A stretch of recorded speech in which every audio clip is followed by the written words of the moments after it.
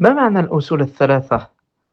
الأصول الثلاثة هي معرفة الله، معرفة النبي، معرفة دين الإسلام بالأدلة. Qu'est-ce que c'est que les trois fondements? C'est la connaissance d'Allah, de son prophète et de la religion de l'islam, avec les preuves. Alhamdulillah wa salatu wa salam ala rasulillah. En premier lieu, on va mentionner le contenu du livre. Comme ça, après, Inch'Allah, quand on rentre dedans, on va mieux le comprendre. Le contenu du livre, en fait, c'est les trois questions sur lesquelles on va être posé dans la tombe.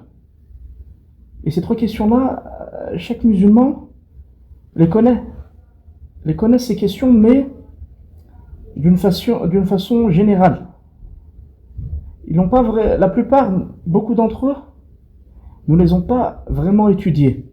Donc, le contenu du livre, c'est les trois questions sur lesquelles on va être questionné dans la tombe.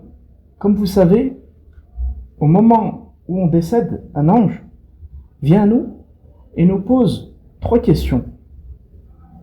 Qui est ton Seigneur? Quelle est ta religion? Et qui est ton prophète? Donc, al-usul al-thalatha, les trois fondements, ce sont ces trois fondements. Qui est ton Seigneur? Quelle est ta religion? Qui est ton prophète? Wa Cheikh Mohammed ibn Abdel Wahhab, il a été celui qui a revivifié la sunna et la religion d'Allah subhanahu wa ta'ala à son époque. Donc il a fait ce livre, et subhanallah, c'est un livre béni. Car à chaque fois qu'il a mentionné une règle ou un point religieux, il a mentionné la preuve avec. Pour que, justement, l'étudiant ou celui qui va lire le livre glorifie et donne de l'importance à la preuve. Car cette religion, alhamdoulilah, elle est basée sur des preuves. Et c'est comme ceci qu'on a compris que c'était le haqq, la vérité. Donc, bihaoulillah, après avoir parlé du contenu du livre, on va pouvoir commencer, Inch'Allah. Donc, le Cheikh Mohammed ibn Abdel Wahhab, avant d'avoir commencé ces trois fondements, il a mentionné trois règles. La première règle, il va parler de qu'est-ce qu'est la science? Qu'est-ce que ça veut dire la science en religion? Pourquoi on apprend cette science? Qu'est-ce que ça veut dire? La science, c'est la connaissance d'Allah, la connaissance de son prophète et la connaissance de cette religion. Ensuite, la deuxième chose, ou le deuxième point qu'il va aborder, c'est l'unicité d'Allah. التوحيد الربوبية والألوهية وكذلك سيذكر, avec ça il va mentionner aussi une règle très très importante dans l'islam qui est la règle de l'alliance et du désaveu. L'alliance des musulmans et le désaveu et le fait de se désavouer de toute association, tout shirk et des associateurs. Ça c'est la deuxième règle qu'il va mentionner avant de commencer son livre. La troisième règle, il va finir par, avant de commencer son livre, Al-Usul al-Thalatha, il va parler du tawhid et son opposé, le shirk, en mentionnant le prophète Ibrahim alayhi salam, celui qui a parfait l'unicité d'Allah subhanahu wa ta'ala.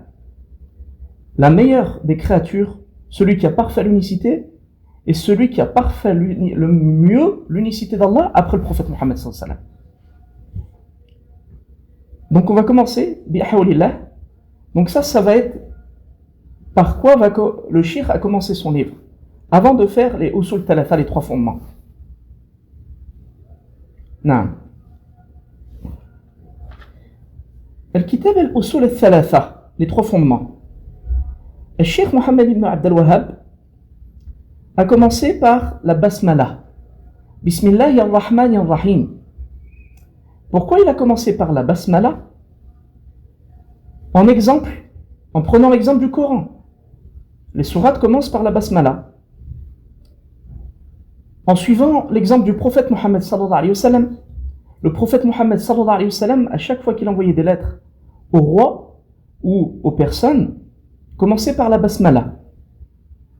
En suivant l'exemple aussi du prophète Sulayman alayhi salam, lorsqu'il envoya une lettre, il a Malik Saba, la reine de Saba, قالت يا أيها الملأ إني ألقي إلي كتاب وإنه من سليمان وإنه بسم الله الرحمن الرحيم. فسليمان, quand il a envoyé cette lettre à cette reine pour qu'elle revienne vers Allah et elle n'associe pas, il a commencé par la basmala. Donc le shir, quand il a commencé par la basmala, il l'a fait pour ces trois choses principalement.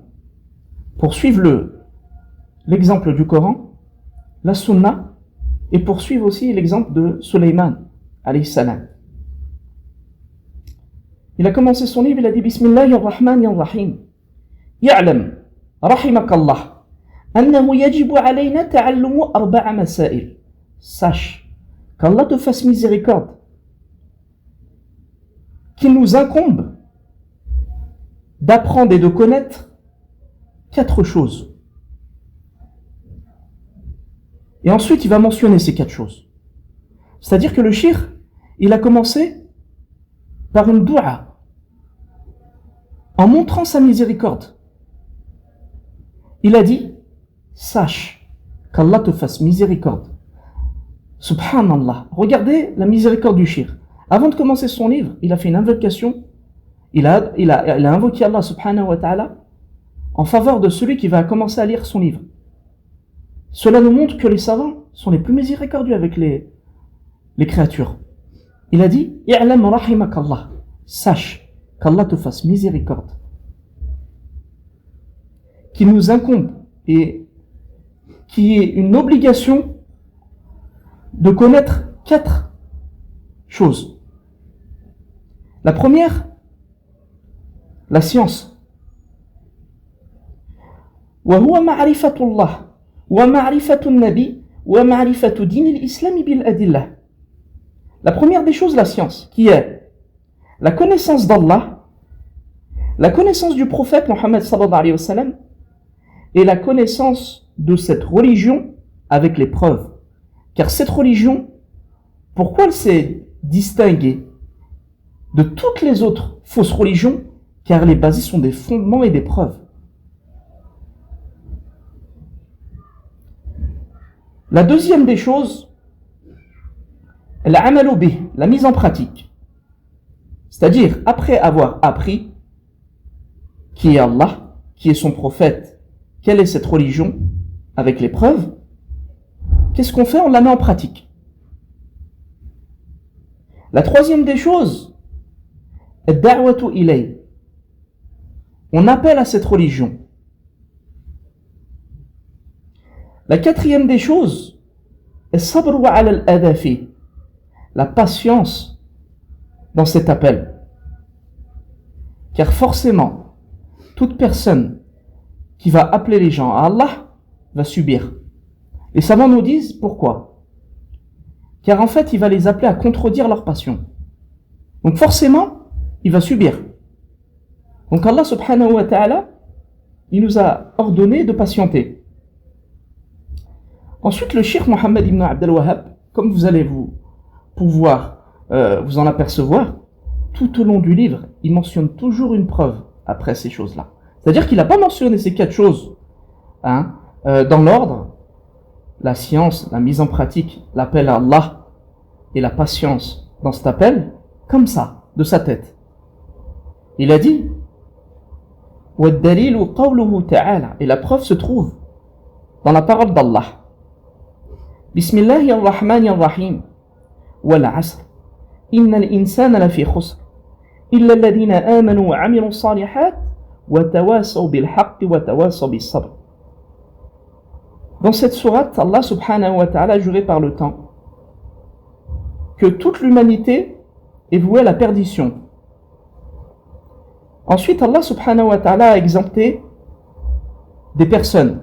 Il a dit « Illa alladhina amanu » sauf ceux qui croient, qui font de bonnes œuvres, qui s'enjoignent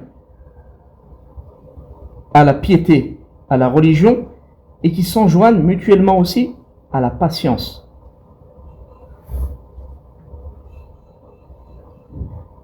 Le shirk, pourquoi il a mentionné, en fait, cette sourate, après avoir mentionné les 4 choses qu'il a dit? Car en fait, si on cherche et on médite cette sourate, nous allons trouver ces 4 choses présentes dedans. Quand il a dit « Illa alladhina amanu » sauf ceux qui croient. Voilà la science. Car tu ne peux pas croire une chose sans science. « Wa amilu salihat » il a dit « Wal amalu bih » la mise en pratique. Donc il a mentionné le fait de mettre en pratique cette science. Wa tawassaw bil haqq, d'appeler mutuellement à la vérité.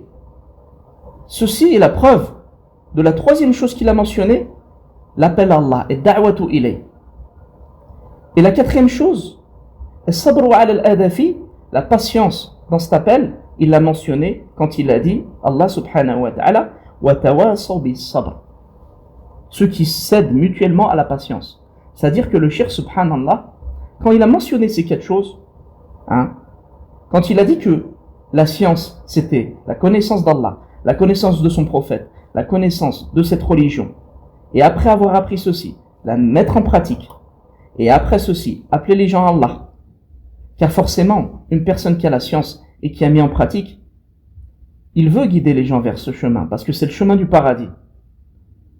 Et la 4e des choses, la patience, car forcément, comme on a dit, celui qui va appeler Allah subhanahu wa ta'ala va appeler les gens à contredire et à délaisser leur passion, une chose sur laquelle ils se sont habitués. Donc le shirk, il a mentionné cette sourate pour justement montrer la preuve de ces 4 choses, la science, la mise en pratique, l'appel à Allah et la patience dans cet appel. L'imam al-Shafi'i, rahimahullah ta'ala, il a dit, si Allah subhanahu wa ta'ala أنزل الله حجة على خلقه إلا هذه السورة لكفتهم. قال الإمام الشافعي رحمه الله لو ما أنزل الله حجة على خلقه إلا هذه السورة لكفتهم. الإمام الشافعي رحمه الله il a dit si Allah subhanahu wa ta'ala aurait descendu comme argument aux créatures que cette sourate, elle aurait suffi. La parole de l'imam al-Shafi'i, quand il a dit cette sourate aurait suffi, ça ne veut pas dire qu'elle aurait suffi pour toutes les législations qu'Allah a légiférées, ou toutes les adorations. Ça veut plutôt dire elle aurait suffi pour s'accrocher à la vérité. Car Allah subhanahu wa ta'ala, il a juré par le temps, et il a dit que tout le monde, toutes les créatures, tous les êtres humains sont voués à la perdition. Sauf certaines personnes qu'Allah a caractérisées. Les savants nous disent comment on a su qu'il fallait obligatoirement apprendre ces choses, c'est-à-dire la connaissance d'Allah, son prophète et cette religion, la mettre en pratique, appeler Allah et patienter. Les savants ils nous disent, comme Allah subhanahu wa ta'ala, il a dit que toutes les personnes sont vouées à la perdition. On a été obligé de se sauver de la perdition. Donc forcément, on est obligé de se caractériser et se caractériser de ces caractéristiques qu'Allah il a mentionnées après la perdition. Subhanallah. De là, on a su que il nous incombe et on est obligé d'apprendre.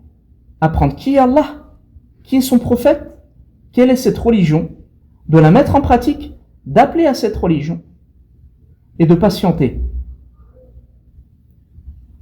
C'est pour ça que l'imam Shafi'i il a dit que si Allah il aurait descendu cette sourate comme argument, comme preuve, elle aurait suffi. Elle aurait suffi. Parce que elle a englobé toutes les choses. Que toute personne ici-bas allait vouer à la perdition. Sauf ceux qui sont caractérisés de la foi, l'iman, qui font des bonnes œuvres, l'amal salih, ad-da'watu ilay, ceux qui appellent Allah et ceux qui patientent dans cet appel. Non. وقال الإمام البخاري رحمه الله il a dit باب العلم قبل القول والعمل. L'imam al-Bukhari il a dit dans un chapitre, quand il a commencé le chapitre de la science, il a dit la science précède la parole et l'acte. C'est-à-dire qu'on est obligé d'apprendre avant de mettre en pratique. Naam. Et d'appliquer et d'adorer Allah subhanahu wa ta'ala et d'appliquer ces actes d'adoration. On est obligé d'apprendre. Et encore une fois, l'imam Cheikh Mohammed ibn Abd al-Wahhab a mentionné la parole de l'imam al-Bukhari justement pour montrer en fait que la science est impérative et obligatoire.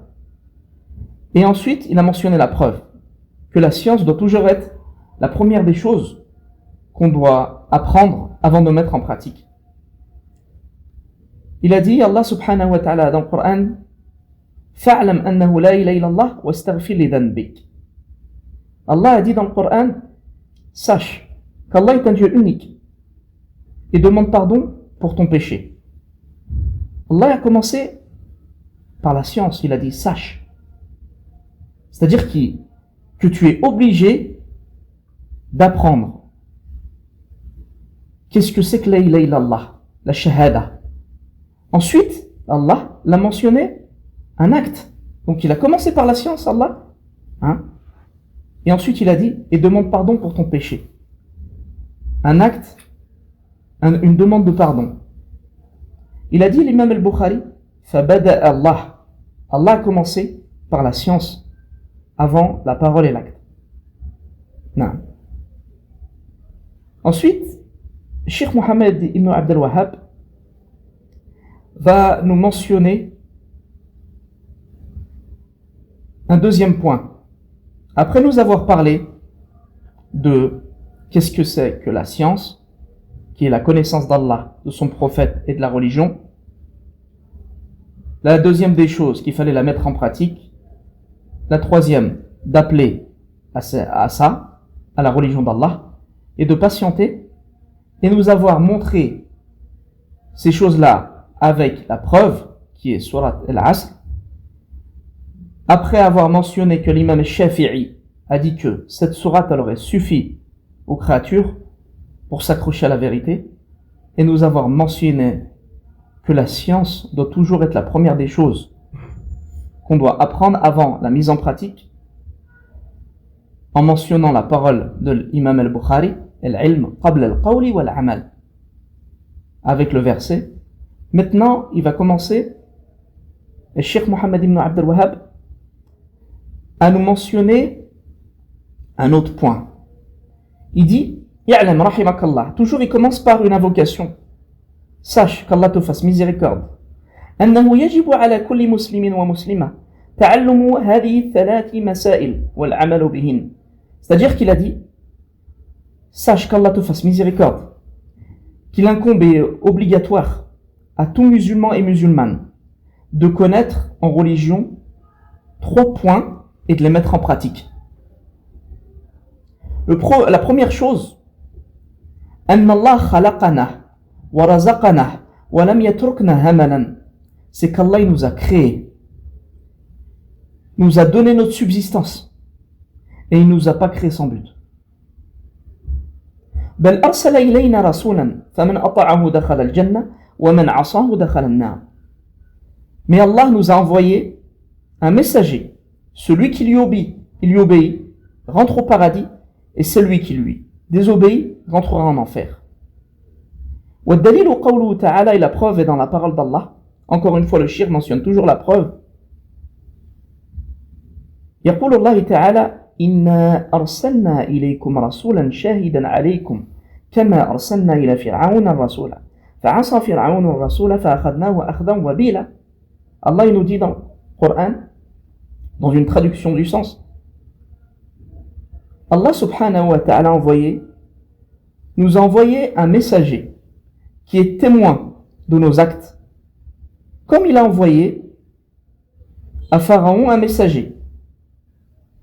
Pharaon a certes désobéi à ce messager et à Allah. Nous le saisissâmes donc d'un châtiment douloureux. فَأَخَذْنَاهُ أَخْذًا وَبِيلًا. Ça c'est la première des règles qu'a mentionné le shir. Il a dit qu'Allah nous a créés, nous a donné notre subsistance. Il ne nous a pas créés sans but, comme ça. Mais plutôt, il nous a envoyé un messager. Celui qui lui obéit rentre au paradis et celui qui lui désobéit rentre en enfer.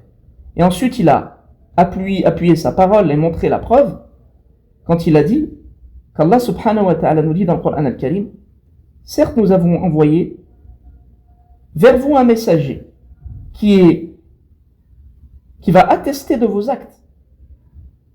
Comme nous avons envoyé à Pharaon un messager. Pharaon s'enfla d'orgueil et désobéissa au messager. Allah l'a saisi ensuite d'un grave châtiment. Ensuite, la deuxième des choses, il nous dit le Cheikh Mohammed ibn Abd al-Wahhab, أن الله لا يرضى أن يشرك معه أحد في عبادته. Qu'Allah subhanahu wa ta'ala n'agrée pas et n'accepte pas qu'on lui associe une chose ou une personne dans son adoration, que ce soit un ange rapproché ou un prophète messager. Et la preuve est dans la parole d'Allah, وَأَنَّ الْمَسَاجِدَ لِلَّهِ فَلَا تَدْعُوا مَعَ اللَّهِ أَحَدًا. Certes, les mosquées sont à Allah et appartiennent à Allah. N'invoquez personne avec Allah. Non. La troisième des choses qu'a mentionné le shir, avant de commencer son livre Les Trois Fondements, il a dit أن من أطاع الرسول وحد الله لا يجوز له موالاة من حاد الله ورسوله. Il a dit celui qui obéit au prophète et unifie Allah, il lui est interdit de prendre pour alliés ceux qui s'opposent à Allah et à son messager. Et là, Abdelhamid, on va parler de la règle d'hier.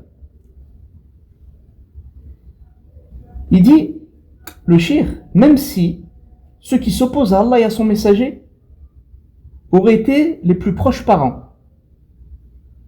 Et il mentionne encore une fois la preuve dans la parole d'Allah quand il a dit لا تجدوا قوما يؤمنون بالله واليوم الآخر يوادون من حاد الله ورسوله ولو كانوا آباءهم أو أبناءهم أو إخوانهم أو عشيرتهم أولئك كتب في قلوبهم الإيمان وأيدهم بروح منه ويدخلهم جنات تجري من تحتها الأنهار خالدين فيها رضي الله عنهم ورضوا عنه أولئك حزب الله ألا إن حزب الله هم المفلحون. Allah subhanahu wa ta'ala dans ce verset nous dit que tu ne trouveras jamais un groupe de personnes ou un groupe de gens qui croient en Allah et au jour du jugement dernier prendre pour alliés ceux qui s'opposent à Allah et à son messager, même s'ils étaient leur père, leur fils, leur frère, ou des membres de leur clan ou là où ils vivaient. Pourquoi ceci? Allah nous dit Allah a écrit et a placé dans leur cœur la foi et les a raffermis par l'ange Gabriel. Et ceux qui ont fait ça, rentreront dans un paradis éternel sous lequel coulent les ruisseaux. Allah les agrée Et eux l'agréent aussi, Allah. Et ensuite, Allah il finit le verset en disant Ulaika hizballah. Ala inna hizballahi humul muflihun. Ceux-là sont le parti d'Allah. N'est-ce pas le parti d'Allah qui sera victorieux à la fin? Bala. Mais si. Donc en fait, dans cette règle, la troisième, il nous montre le shirk que, en résumé, que tu ne trouveras jamais des gens à qui Allah subhanahu wa ta'ala a raffermi avec la foi, prendre pour alliés ceux qui s'opposent à Allah et à son prophète, parmi les mécréants et les polythéistes. Pourquoi ceci, mes frères? Car en fait, cela, Allah subhanahu wa ta'ala a mis la foi dans leur cœur. Et cette foi-là leur a permis de prendre pour alliés les musulmans et de se désavouer des mécréants. Et Allah il finit ces versets en disant Ulaika hizballah, ceux-là sont le parti d'Allah. N'est-ce pas le parti d'Allah qui sera ceux qui vont avoir la victoire et les victorieux? Non. Ensuite, le shir, il va mentionner la troisième lettre avant de commencer les trois fondements. Il a dit Ya'lam arshadak Allah li ta'ati. Sache qu'Allah te guide vers son obéissance. Anna al-hanifiyya millata Ibrahim. Que al-hanifiyya, et on va voir après ce que c'est al-hanifiyya, c'est la religion d'Ibrahim. Cette religion consiste à adorer Allah subhanahu wa ta'ala et à lui vouer un culte exclusif, avec sincérité. Et c'est pour cette chose, c'est-à-dire vouer un culte exclusif à Allah subhanahu wa ta'ala, qu'Allah subhanahu wa ta'ala nous a créés, et c'est la chose qu'il nous a ordonnée. Et le verset qui nous montre ceci, c'est la parole d'Allah وَمَا خَلَقْتُ الْجِنَّ وَالْإِنسَ إِلَّا لِيَعْبُدُونَ. Je n'ai créé les djinns et les hommes que pour qu'ils m'adorent. Et le sens de ya'budun, m'adore, signifie yuwahidun, m'unifie dans l'adoration. Car c'est la plus importante des choses, unifier Allah. Et la plus grave des choses, on va le voir, c'est de lui associer. Il dit, le Cheikh Mohammed ibn Abdel Wahhab, وَأَعْظَمُ مَا نَهَا عَنْهُ.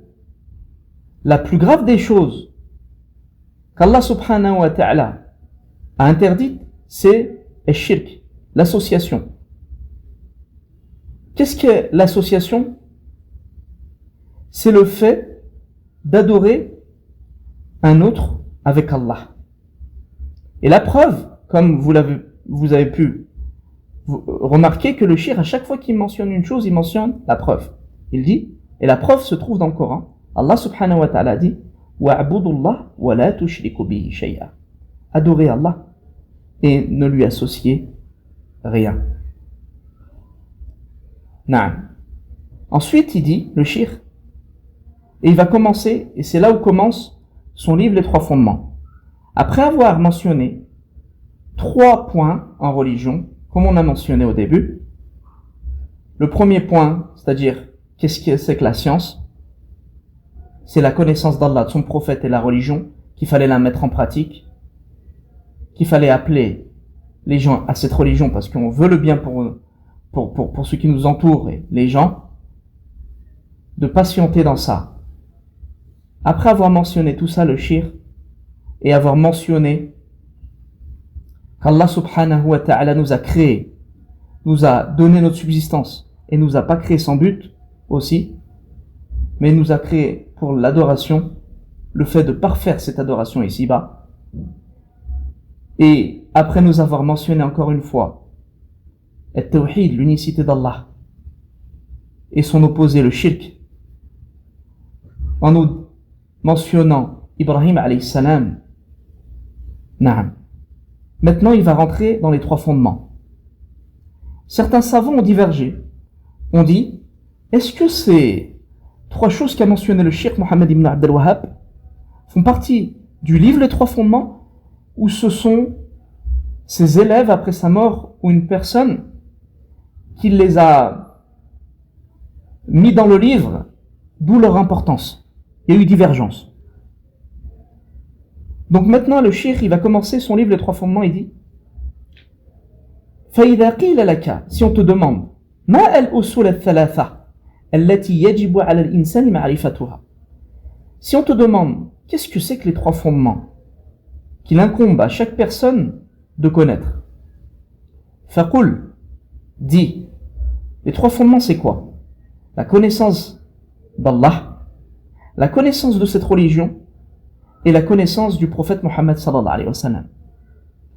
Et là, le cheikh, vous allez vous en rendre compte qu'il a employé, subhanallah, une façon spécifique pour apprendre aux gens le livre et la religion. Cette façon-là, c'est un apprentissage basé sur des questions-réponses. Et subhanallah, c'était une des façons de faire du prophète Mohammed sallallahu alayhi wa sallam. Si vous méditez sur le deuxième hadith de Arba'in an-Nawawiyah, vous verrez que Jibril alayhi salam, quand il est venu au prophète Mohammed sallam, il est venu, il lui a posé des questions et le prophète répondait à ces questions. En gros, c'est un enseignement prophétique du prophète Mohammed sallam, et les savants nous disent que cette façon de faire, c'est la meilleure façon de faire, ou une des meilleures façons, pour que ces informations soient ancrées. Elles soient plus ancrées et elles soient plus apprises. Donc il a dit le cheikh فإذا قيل لك ما الأصول الثلاثة التي يجب على الإنسان معرفتها, si on te demande c'est quoi l'usul thalatha, le livre des trois fondements qui nous incombe d'apprendre, tu leur diras le livre des trois fondements c'est la connaissance d'Allah. C'est un livre qui est basé et qui contient la connaissance d'Allah, de cette religion et la connaissance du prophète Mohammed sallallahu alayhi wa sallam. Il commence par le premier fondement. Donc là le cheikh Mohammed ibn Abdel Wahhab, il va commencer par le premier fondement des trois fondements, qui est la connaissance d'Allah. فإذا قيل لك, si on te demande من ربك, qui est ton Seigneur, فقل ربي الله الذي رباني ورب جميع العالمين بنعمه وهو معبودي ليس لي معبود سواه. Si on te demande qui est ton Seigneur, réponds-leur et réponds mon Seigneur est Allah, celui qui m'a éduqué et a éduqué toutes les créatures, tout l'univers par son bienfait. Il est celui que j'adore et je n'ai aucune divinité en dehors de lui. Les frères, vous suivez, c'est bon, c'est alhamdoulilah. Vous me dites ainsi, il faut que je m'arrête. Oh, il n'y a aucune hashma, les frères. Wallah, moi, j'avance, je me dis, alhamdoulilah, vous me dites, il n'y a pas de souci, Inch'Allah. Non. Ensuite, quand il a mentionné le premier fondement, encore une fois, il a mentionné la preuve. La preuve se trouve dans la parole où Allah subhanahu wa ta'ala dit, cette sourate qu'on connaît tous et qu'on récite à chaque prière, dans la sourate al-Fatiha, Alhamdulillahi Rabbil Alamin. Louange à Allah, Seigneur des mondes. وكل من سوى الله عالم وأنا واحد من ذلك العالم. Il dit le cheikh, et toute créature en dehors d'Allah fait partie de l'univers. Et il dit, moi je suis un membre de cet univers. Ensuite, après avoir mentionné le cheikh, si on te demande qui est ton Seigneur, maintenant, il pose une autre question. فإذا قيل لك بما عرفت ربك, si on te demande comment as-tu connu ton Seigneur, فقل, dis-leur, بآياته ومخلوقاته, par ses signes et ses créatures. ومن آياته, et là il va mentionner quelques signes d'Allah. Il dit, et parmi ces signes, al-layl wa al-nahar, la nuit et le jour, wa al-shams wa al-qamar, le soleil et la lune, wa min makhluqatihi, et parmi ces créatures, les 7 cieux et les 7 terres, et ce qu'il y a dedans et ce qu'il y a entre les deux.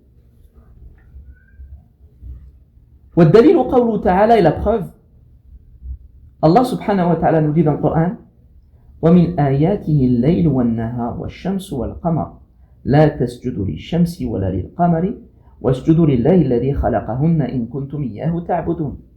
Et parmi ces signes, la nuit et le jour, le soleil et la lune. Ne vous prosternez pas devant le soleil, ni devant la lune, mais prosternez-vous à Allah subhanahu wa ta'ala qui les a créés si c'est celui que vous adorez. Non. Ensuite, il mentionne une autre preuve, un autre verset.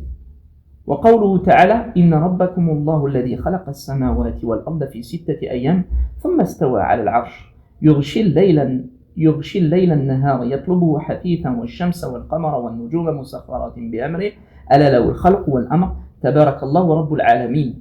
C'est-à-dire dans ce verset, dans la traduction du sens, qu'Allah subhanahu wa ta'ala dit certes, votre Seigneur est Allah, celui qui a créé les cieux et la terre en 6 jours.